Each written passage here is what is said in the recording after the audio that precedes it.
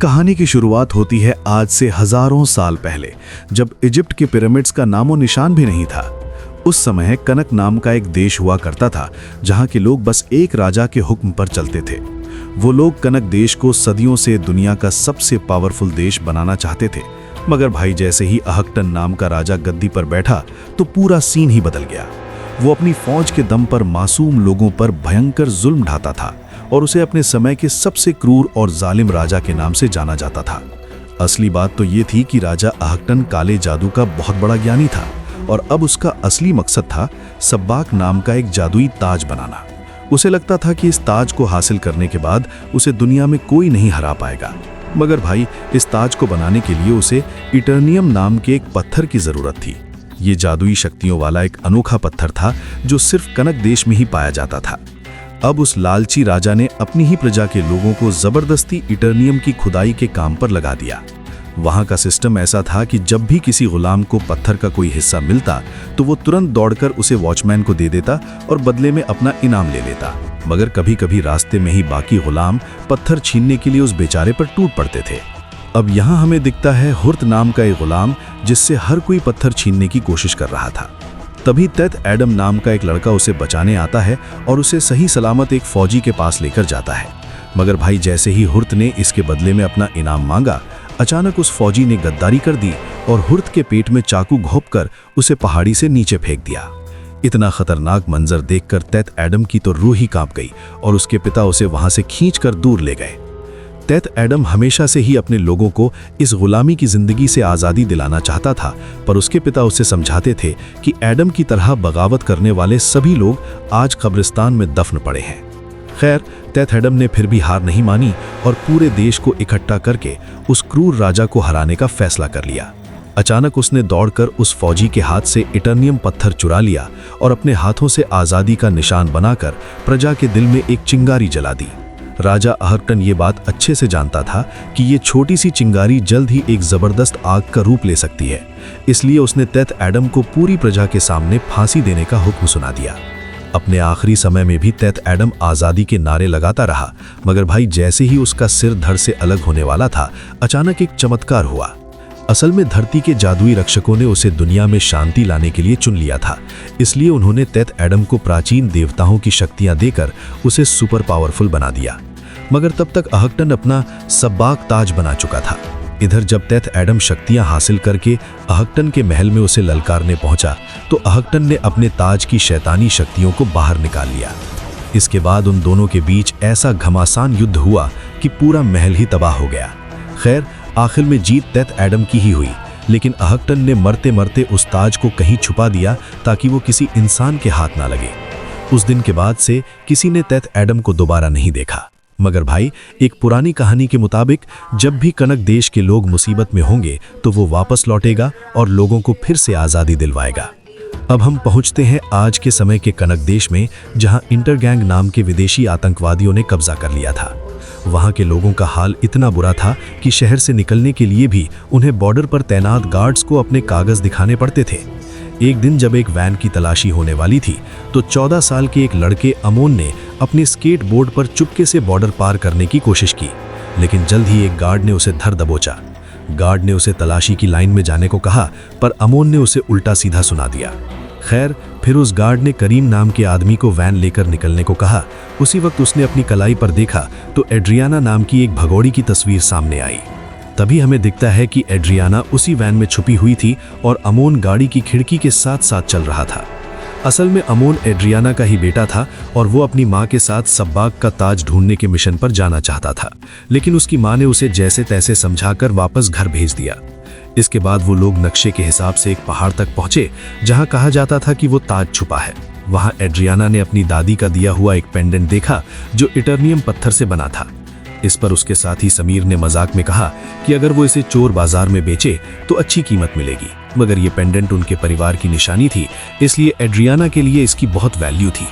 फिर ड्राइवर करीम, जो एड्रियाना का भाई है, मजे लेते हुए कहने लगा कि इसको तो पेंडेंट दे दिया, मुझे विरासत में मिला है बस ये पुराना कोट और ये गंजापन। खैर, पहाड़ पर पहुंचने के बाद इन लोगों ने ताज की खोज शुरू की और करीम रखवाली के लिए गाड़ी में ही रुक गया। जैसे ही वो लोग पहाड़ के अंदर घुसे, अचानक समीर गायब हो गया और इस्माइल उसे ढूंढने निकल पड़ा। वहीं बाहर करीम अपनी गाड़ी में गाने सुन रहा था कि अचानक उसने देखा कि समीर पहाड़ से नीचे गिर रहा है। करीम उसे बचाने दौड़ा, पर अचानक इंटर गैंग के फौजियों ने उसे चारों ओर से घेर लिया। वहीं पहाड़ के अंदर इस्माइल अचानक एड्रियाना के सामने आया तो वो डर गई। एड्रियाना ने पूछा कि समीर कहाँ है, तो इस्माइल ने बड़े आराम से कहा कि समीर तो थोड़ी ठंडी हवा खाने गया है। जल्द ही वो दोनों तेथ एडम की मजार तक पहुंचे, जहां पास ही सब्बाक का ताज रखा था। एड्रियाना ने 2 बड़ी चट्टानों के बीच कूदकर उस ताज को हासिल कर लिया, लेकिन उसी समय इंटर गैंग के फौजी अंदर आ गए और इस्माइल को पकड़ लिया। इस्माइल चिल्लाया कि एड्रियाना तुम भाग जाओ, पर फौजियों के लीडर ने करीम के सिर पर बंदूक रख दी। अब भाई अपने भाई की जान बचाने के लिए एड्रियाना ने सरेंडर करने का फैसला किया। उसने तेथ एडम की मजार पर सिर झुकाकर एक खास जादुई मंत्र बोला। तभी वहां एक तेज रोशनी हुई और एक रहस्यमय योद्धा यानी कि ब्लैक एडम प्रकट हुआ। उसने एक फौजी को उठाकर बिजली के झटके से वहीं ढेर कर दिया। बाकी फौजियों ने गोलियां चलाईं, पर उसका कुछ नहीं बिगड़ा। इसी मौके का फायदा उठाकर एड्रियाना और करीम भाग निकले। उधर वो योद्धा अपनी सुपर स्पीड से फौजियों के परखच्चे उड़ा रहा था। एड्रियाना भाग रही थी कि उसके ऊपर एक बड़ी चट्टान गिरने वाली थी, पर ठीक वक्त पर इस योद्धा ने उसे बचा लिया। इस योद्धा का नाम था ब्लैक एडम, जो हजारों सालों से उस पहाड़ में कैद था। अब जब वो बाहर निकला तो उसका सामना नए जमाने के दुश्मनों से हुआ, जो हेलीकॉप्टर से हमला कर रहे थे। ब्लैक एडम ने कभी सोचा भी नहीं था कि इंसान इतनी तरक्की कर लेंगे। वहीं दूसरी ओर एड्रियाना और करीम वैन में बैठकर निकल पड़े। एड्रियाना ने बताया कि उसका मिशन पूरा हो गया है। उधर ब्लैक एडम ने 2 हेलीकॉप्टर्स को आपस में टकराकर उनमें आग लगा दी। देखते ही देखते फौजियों की गाड़ियां वहां भर गईं, पर ब्लैक एडम ने खड़े खड़े ही अपनी शक्तियों से सबका सफाया कर दिया। आखिरकार सब कुछ तबाह करने के बाद वो एड्रियाना की वैन के सामने पहुंचा। तभी एक आखिरी फौजी ने उस पर बम फेंका, पर उस धमाके से भी उसे कुछ नहीं हुआ। एडम ने उस फौजी को भी मार गिराया, लेकिन खुद जख्मी होने की वजह से वहीं गिर गया। उधर इस्माइल अब भी पहाड़ में ही था और वहां उसे अपने गैंग का फोन आया। असल में इस्माइल ही इंटर गैंग का लीडर था और वो अंडरकवर बनकर ताज चुराने आया था। अब उसे एड्रियाना का पीछा करके ताज छीनना था। वहीं दूसरी ओर हॉकमैन को जब ब्लैक एडम के जिंदा होने की खबर मिली तो उसने अपनी सुपर हीरोज की टीम जस्टिस सोसाइटी को काम पर लगा दिया। इस टीम में साइक्लोन थी जो हवा को काबू करती थी, एटम स्मैशर जो अपना साइज बढ़ा सकता था, और सबसे पावरफुल डॉक्टर फेट। ये सब एक सुपर शिप में बैठकर कहदाग के लिए निकल पड़े। कुछ घंटों बाद जब ब्लैक एडम की आंख खुली तो वो आमून के कमरे में था। उसने अपनी शक्तियों से अपने सारे जख्म ठीक कर लिए। उसे पता चला कि उसे कैद हुए 5000 साल बीत चुके हैं। वहीं एड्रियाना ताज पर रिसर्च कर रही थी और उसे उस पर लिखा मिला, जिंदगी ही मौत का जरिया है। आमून ने एडम को बताया कि तुम्हारे जाने के बाद कहदाग पर दूसरों ने कब्जा कर लिया, पर लोग आज भी तुम्हारी मूर्ति बनाकर इंतजार करते हैं कि तुम उन्हें बचाओगे। मगर एडम ने साफ कह दिया, मैं कोई हीरो नहीं हूं, और दीवार तोड़कर बाहर निकल गया। जस्टिस सोसाइटी का प्लान था कि एडम से शज़ाम बुलवा लिया जाए ताकि उसकी शक्तियां खत्म हो जाए। उधर आमून ने रेडियो चुराकर शोर मचा दिया कि चैंपियन वापस आ गया है। फौजियों ने आमून को पकड़ा, पर एडम उसे बचाने आ गया। एडम ने फौजियों को खिलौनों की तरह हवा में फेंकना शुरू किया। तभी जस्टिस सोसाइटी की शिप वहां आ गई। हॉकमैन और एडम के बीच गजब की लड़ाई शुरू हुई। साइक्लोन ने बवंडर बनाया, पर एडम आजाद हो गया। फिर एटम स्मैशर ने उसे एक भारी मुक्का मारा, पर एडम ने उसे भी एक ही बार में बेहोश कर दिया। वहां के लोग एडम की जीत के नारे लगाने लगे। डॉक्टर फेट समझ गया कि एडम को हराना मुश्किल है। वो लोग एड्रियाना के पास पहुंचे, क्योंकि फेट ने सपने में देखा था कि ताज उसके पास है। पर आमून तो ताज लेकर पहले ही भाग चुका था। बाद में यह खुलासा हुआ कि 5000 साल पहले एडम ने लोगों को आजाद नहीं कराया था, बल्कि उसने बदले की आग में पूरा महल तबाह कर दिया था, जिसके बाद उसे कैद किया गया था। कहानी में मोड़ तब आया जब आमून घर पहुंचा और वहां इस्माइल पहले से मौजूद था। इस्माइल ने आमून और करीम को धमकी दी। करीम ने उस पर हमला किया, पर उसे गोली लग गई और आमून ताज लेकर भाग गया।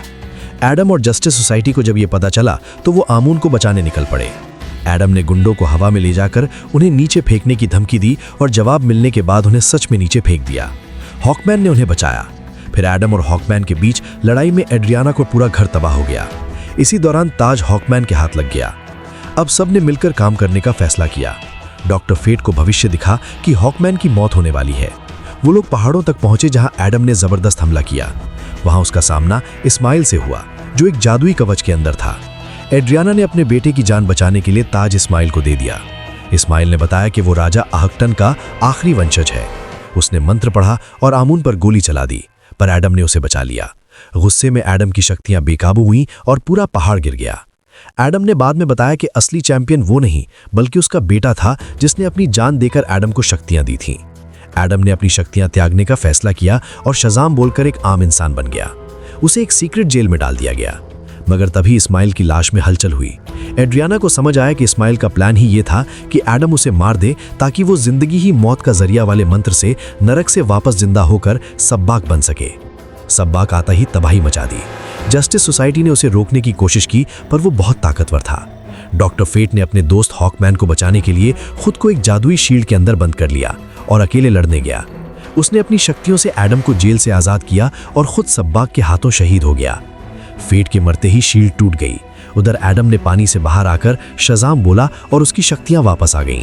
वो सीधा महल पहुंचा जहां सब्बाक और उसके बीच भयंकर युद्ध हुआ। हॉकमैन ने फेट के हेलमेट की मदद से अपनी कई कॉपीज बनाई और एडम की मदद की। आखिरकार ब्लैक एडम ने अपनी पूरी ताकत लगाकर सब्बाक के शरीर को 2 टुकड़े कर दिए और सारी शैतानी फौज गायब हो गई। लोग खुशी से झूम उठे। एडम और हॉकमैन ने हाथ मिलाया।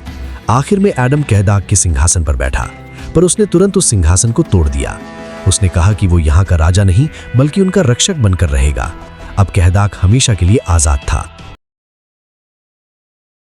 कहानी की शुरुआत होती है और हमें दिखाया जाता है कि रात का वक्त है और कुछ टीनेजर्स यहाँ बीच पर पार्टी कर रहे होते हैं। यहाँ पर बहुत सारे लड़के और लड़कियां आए हुए हैं और सब फुल मजे कर रहे होते हैं। तभी अचानक वहां 2 लड़कों को एक अजीब सी और बड़ी चीज मिलती है। उसे देखकर ये लोग उसका मजाक उड़ाने लगते हैं और इसी मजाक मस्ती में ये उस अजीब सी चीज को थोड़ा तोड़ भी देते हैं। इन्हें बिल्कुल अंदाजा नहीं होता कि आखिर ये क्या चीज है। अब रात भर इतनी ज्यादा मौज मस्ती करने के बाद ये सभी दोस्त थक जाते हैं, इसलिए ये सभी लोग अपनी अपनी गाड़ियों में ही सो जाते हैं। खैर, अब जब सुबह होती है तो सब जागने लगते हैं। इनमें से एक लड़की को दिखाया जाता है जिसका नाम मार्शा होता है। वो वहीं एक टेबल पर सो रही थी, लेकिन जब उसकी आंख खुलती है तो वो देखती है कि उसकी तबीयत बहुत खराब हो रही है और उसे उल्टियां होने लगती हैं। बाकी लोगों को लगता है कि शायद रात को ज्यादा ड्रिंक करने की वजह से ऐसा हो रहा है, लेकिन मार्शा को अंदर ही अंदर बहुत अजीब और डरावनी सी फीलिंग आ रही थी। तभी वहां पर एक और लड़की को दिखाया जाता है जिसे दिखता है कि रेत पर एक पक्षी आकर बैठता है। वो पक्षी बैठता तो एकदम सही है, लेकिन अचानक से वो रेत यानी वो सैंड उसे जिंदा निगल लेती है। ये देखकर वो लड़की एकदम हैरान रह जाती है कि आखिर ये क्या हुआ। वो जल्दी से दौड़कर अपनी दोस्त मार्शा के पास जाती है और उसे रोकती है कि रेत पर पैर मत रखना, वहां खतरा है। लेकिन इससे पहले कि मार्शा उसकी बात पूरी सुन पाती, वो रेत पर पैर रख चुकी थी।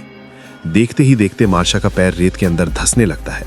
वो बहुत कोशिश करती है अपना पैर बाहर निकालने की, लेकिन इस हड़बड़ाहट में उसका हाथ भी रेत पर चला जाता है और वो भी चिपक जाता है। अब वो बुरी तरह घबरा जाती है और चीखने चिल्लाने लगती है। उसके दोस्त ये सब देख रहे थे और वो भी बुरी तरह डर गए थे। वो उसकी मदद के लिए कैसे जाते, क्योंकि इस रेत में कुछ ना कुछ बहुत ही डरावना हो रहा था। किसी को भी समझ नहीं आ रहा था कि अब करना क्या है। अब मार्शा की ये हालत देखकर गाड़ी में बैठा उसका एक दोस्त उसकी मदद करने के लिए बाहर आता है। बाकी सब उसे रोकते हैं पर वो किसी की नहीं सुनता। जैसे ही वो सैंड पर अपना पैर रखता है, वो फिसल कर गिर जाता है। वो मुंह के बल गिरता है और सैंड से पूरी तरह चिपक जाता है। वो खुद को छुड़ाने की बहुत कोशिश करता है, लेकिन अब उसकी स्किन रेत के साथ चिपकने लगी थी। उस रेत ने उसके पूरे शरीर को लहूलुहान कर दिया था। उसके दोस्त फौरन गाड़ी स्टार्ट करने लगते हैं ताकि किसी तरह रस्सी से अपने दोस्त को ऊपर खींच सके, लेकिन किस्मत खराब थी, गाड़ी स्टार्ट ही नहीं होती। अब उस लड़के का एक दोस्त उसकी तरफ एक रस्सी फेंकता है, लेकिन वो लड़का अब इस हालत में ही नहीं था कि उस रस्सी को पकड़ पाए। अगले कुछ ही पलों में उसकी पूरी बॉडी रेत के अंदर समा जाती है। बाकी सब बस देखते रह जाते हैं और अब वो बहुत ज्यादा डर चुके थे। अब सब मिलकर प्लान बनाते हैं कि यहाँ से जल्दी निकलना होगा। जो लड़का ड्राइविंग सीट पर बैठा था उसका नाम जूना था। वो गाड़ी को फिर से स्टार्ट करने की कोशिश करता है पर कुछ नहीं होता। तभी हमें एक मोटा सा आदमी दिखता है जो एक बड़े से ड्रम के अंदर सोया हुआ था।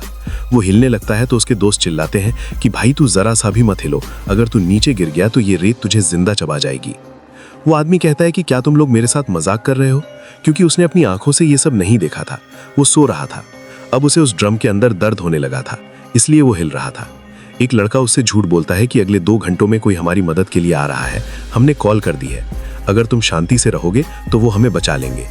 वो मान जाता है, लेकिन सच तो ये था कि कोई हेल्प नहीं आने वाली थी। ये सब यहाँ बुरी तरह फंस चुके थे। अब मार्शा की दोस्त कहती है कि कल रात भी तो हमने इसी बीच पर पार्टी की थी, तब इस रेत ने हमें कुछ क्यों नहीं किया, और बाकी लोग कहाँ गए जो यहाँ हमारे साथ थे। तभी उन्हें समझ आता है कि बाकी सब रेत के अंदर जा चुके हैं और ये लोग इसलिए बचे क्योंकि ये रेत के ऊपर किसी ना किसी चीज यानी गाड़ी या टेबल पर सो रहे थे। इतने में वो मोटा आदमी फिर चिल्लाने लगता है कि मैं सूरज की गर्मी से जल रहा हूं। तो उसका दोस्त उसकी तरफ सनस्क्रीन फेंकता है और उसे लगाकर उसे थोड़ा आराम मिलता है। तभी सबकी नजर उस चीज पर पड़ती है जो इन्हें रात में मिली थी और जिसे इन्होंने तोड़ दिया था। रात में अंधेरे की वजह से पता नहीं चला था, पर अब सुबह होने पर इन्हें समझ आता है कि वो एक अंडा था जिसे तोड़कर इन्होंने बहुत बड़ी गलती कर दी थी। उस अंडे के अंदर जो भी चीज थी वो बाहर आ चुकी थी और अब वो इसी रेत में छुपकर इन लोगों का शिकार कर रही थी। जूना समझ जाता है कि ऐसे हाथ पर हाथ धरे बैठने से कुछ नहीं होगा। वो एक स्केटबोर्ड उठाता है और उस पर बैलेंस बनाकर टेबल तक जाने की कोशिश करता है। जैसे ही वो टेबल के पास पहुंचता है उसका बोर्ड स्लिप हो जाता है और वो सैंड के बहुत करीब आ जाता है। सैंड से कुछ टेंटिकल्स निकलते हैं और वो उसके पेट को टच कर जाते हैं। जूने हिम्मत नहीं हारता और फौरन टेबल पर चढ़ जाता है। वहां उसे एक बैग मिलता है जिसमें कुछ स्नैक्स और एक केला था, लेकिन जब वो उसे खाता है तो उसे उल्टियां होने लगती हैं। जब वो अपने पेट की तरफ देखता है तो वहां एक भयानक जख्म हो चुका था। ये इन्फेक्शन उसी रेत वाली चीज ने किया था। सब डर जाते हैं, पर जूना कहता है चिंता मत करो, तुम बस बचने का रास्ता ढूंढो।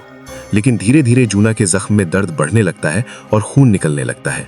उसकी गर्लफ्रेंड ये देखकर रोने लगती है, पर जूना उसे स्ट्रांग रहने को कहता है और वहीं लेट जाता है। तभी गाड़ी में बैठी एक लड़की कहती है कि हमारे फोन्स गाड़ी की डिक्की में हैं, हमें उन्हें निकालना होगा ताकि हम पुलिस को बुला सकें। पर कोई ये रिस्क नहीं लेना चाहता था क्योंकि गाड़ी के अंदर से डिक्की नहीं खुल सकती थी। आखिर में एक लड़की हिम्मत दिखाती है और वहां तक पहुंचती है, पर डिक्की जाम थी। एक दूसरी लड़की उसे लकड़ी का टुकड़ा पकड़ाती है ताकि वो रेत पर ना गिरे। बहुत कोशिशों के बाद वो फाइनली डिक्की खोल लेती है। तभी उन्हें दूर से कोई आता दिखता है। वो बीच का सुपरवाइजर था। सब उसकी तरफ उम्मीद से देखते हैं। इसी बीच डिक्की खोल रही लड़की का ध्यान भटकता है और उसकी उंगलियां डिक्की में फंसकर दब जाती हैं। वो दर्द से चिल्लाती है। सुपरवाइजर अपनी गाड़ी लेकर पास आता है और उतरने लगता है। सब शोर मचाते हैं कि रेत पर पैर मत रखना, पर जब वो रेत पर पैर रखता है तो उसे कुछ नहीं होता। वो पहले जूना के पास जाता है और उसके जख्म को देखकर हैरान रह जाता है। फिर वो उस मोटे आदमी को ड्रम से निकालने की कोशिश करता है, पर वो आदमी बहुत भारी था। सुपरवाइजर कहता है डरो मत, मैं अपनी टीम को बुलाता हूँ, वो रेस्क्यू कर लेंगे। जूना की दोस्त उसे सब बताने की कोशिश करती है कि उनकी दोस्त की उंगलियां डिक्की में फंसी हैं। सुपरवाइजर उसकी मदद करने के बजाय बहस करने लगता है कि तुम लोग ड्रग्स लेकर क्या क्या करते रहते हो। जब लड़की उस पर चिल्लाती है तो सुपरवाइजर बदतमीजी पर उतर आता है और कहता है मैं तो रेत पर खड़ा हूँ, मुझे क्या हुआ, तुम लोग भी नीचे आओ। वो अपनी गन निकालता है, पर साथ ही उसकी चाबियां रेत पर गिर जाती हैं। जैसे ही वो चाबियां उठाने के लिए हाथ नीचे करता है और उसका हाथ रेत को टच होता है, रेत उसे जकड़ लेती है। वो पेपर स्प्रे छिड़कता है, पर कोई फायदा नहीं होता। वो क्रिएचर उसका आधा हाथ काट देता है और देखते ही देखते सुपरवाइजर को पूरा निगल लेता है। अब जूना की दोस्त अपने एक साथी से बात करती है। उन्हें समझ आ जाता है कि सुपरवाइजर को इसलिए कुछ नहीं हो रहा था क्योंकि उसके जूते बहुत मजबूत और मोटे सोल वाले थे।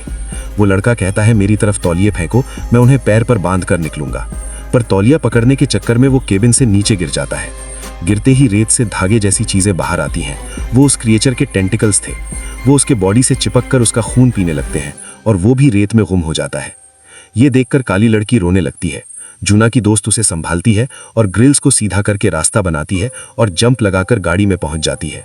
वो उस काली लड़की को एक थप्पड़ लगाती है ताकि वो होश में आए और फिर दोनों मिलकर डिक्की में फंसी लड़की की उंगलियां छुड़ा लेती हैं। जूना की दोस्त उसके हाथ पर पट्टी बांधती है। उधर ड्रम वाले मोटे आदमी का शरीर अब जवाब दे रहा था और उसके जख्मों का खून जब रेत पर गिरता है तो टेंटिकल्स उसकी तरफ बढ़ने लगते हैं। अब वो दोनों लड़कियां ग्रिल्स को जोड़ते हुए टेबल तक पहुंचने का रास्ता बनाती हैं। वो लड़की जिसकी उंगली जख्मी थी वो कहती है कि अब तुम जाओ क्योंकि मेरे हाथ से खून गिर रहा है और वो क्रिएचर मुझ पर अटैक कर देगा। आखिर में जब वो जख्मी लड़की ग्रिल पर चलने लगती है तो उसका खून रेत पर गिर जाता है। उसका बैलेंस बिगड़ता है और वो रेत पर गिर जाती है और रेत उसे भी निगल लेती है। मोटे आदमी के ड्रम पर भी खून बह रहा था। टेंटिकल्स उसे चारों तरफ से घेर लेते हैं। अब वो काली लड़की अपने पैरों पर तौलिया बांधकर रेत पर चलती है। उसे कुछ नहीं होता और वो सुपरवाइजर की गाड़ी पर चढ़ जाती है। मोटा आदमी खुश होता है कि अब वो बच जाएगा, पर उसे नहीं पता था कि टेंटिकल्स ने उसके ड्रम को नीचे से खाली कर दिया है। वो उसे भी नीचे खींच ले जाते हैं। अब वो क्रिएचर बहुत बड़ा हो चुका था क्योंकि उसने कई लोगों को खा लिया था।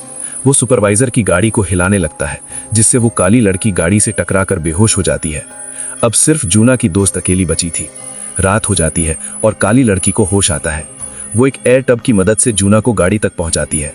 तभी क्रिएचर के नीली लाइट वाले टेंटिकल्स गाड़ी का दरवाजा बंद कर देते हैं। जूना की दोस्त हिम्मत नहीं हारती और गाड़ी के अंदर घुस जाती है। वहां उसे गैसोलीन का कैन मिलता है। वो सारा पेट्रोल गाड़ी के चारों तरफ डाल देती है और आग लगा देती है। आग की वजह से क्रीचर तड़पने लगता है और उसकी ताकत कम होने लगती है और वो रेत में वापस चला जाता है। रात बीत जाती है और ये तीनों डरे हुए गाड़ी में ही सो जाते हैं। सुबह एक पुलिस वाला गाड़ी नॉक करता है। जूना की दोस्त बाहर निकलती है। इस बार उसका पैर रेत में नहीं चिपकता। काली लड़की भी बाहर आती है। क्रीचर रात की आग से मर चुका था या शायद भाग चुका था। चारों तरफ शांति थी, लेकिन जूना की मौत हो चुकी थी। पर कहानी के आखिर में एक बहुत डरावनी बात पता चलती है। वो क्रीचर मरा नहीं था, वो अब समंदर में चला गया था और सीधा शहर की तरफ जा रहा था। यानी अब उसका अगला टारगेट पूरा शहर है। इसी सस्पेंस के साथ मूवी खत्म होती है। Thanks for watching.